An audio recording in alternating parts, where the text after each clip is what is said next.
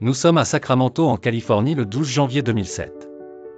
Dans le monde captivant des concours radiophoniques, l'histoire de Jennifer Strange se distingue par sa tragédie. Ce jour-là, l'antenne de la station résonnait d'enthousiasme, les animateurs joviaux lançaient un défi unique, Hold Your Wii for a Wii. L'objectif ?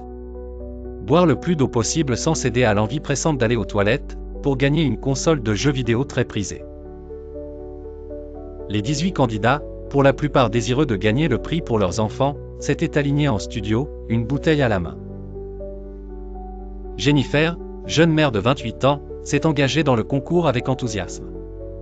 Elle plaisantait avec les autres participants et avec les animateurs, sa nature enjouée dissimulant les dangers imminents. Au début, tout semblait sous contrôle, même lorsque Jennifer lança en riant « J'ai l'impression que mon ventre va éclater ». Cependant, alors que les heures passaient et que les litres d'eau s'accumulaient dans son organisme, la situation tourna au cauchemar. Des auditeurs, inquiets, commencèrent à appeler la station. Ils avertissaient des dangers d'une surconsommation d'eau, soulevant le spectre de l'hyponatrémie, une intoxication dont ils connaissaient les risques mortels.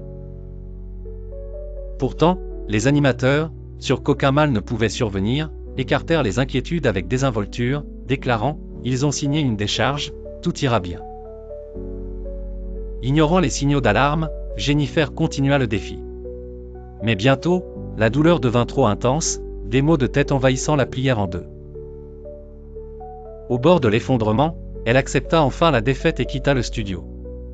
Des témoins, consternés, notèrent que son ventre distendu donnait l'impression d'une grossesse avancée.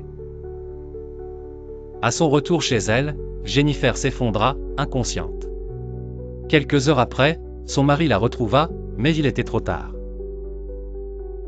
Les médecins conclurent à une hyponatrémie sévère, l'excès d'eau avait dangereusement dilué le sodium dans son sang, provoquant un édème cérébral fatal. Sous le choc de cette disparition tragique, le monde découvrit avec horreur l'enregistrement de l'émission. On y entendait, à la stupéfaction générale, les animateurs plaisanter sur les conséquences potentiellement fatales du concours.